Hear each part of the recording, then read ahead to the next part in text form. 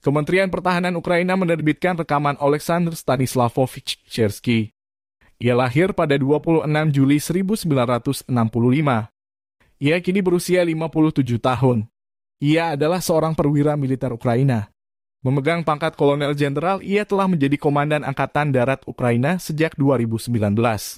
Sebelumnya dia adalah komandan operasi pasukan gabungan dari Mei hingga Agustus 2019.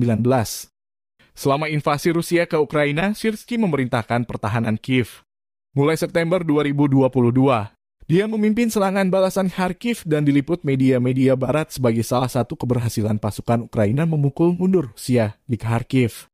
Sebelum perang di Donbas pada tahun 2000-an, ia memimpin Brigade Mekanik ke-72 dan dipromosikan menjadi Mayor Jenderal.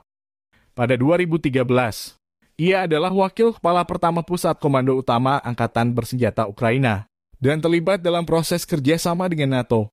Pada November 2013, Syrskyi, atas nama Kementerian Pertahanan, membahas perubahan tentara Ukraina sesuai dengan standar NATO di markas NATO. Selama invasi Rusia ke Ukraina, Syrskyi awalnya mengorganisir dan memimpin pertahanan Kiev.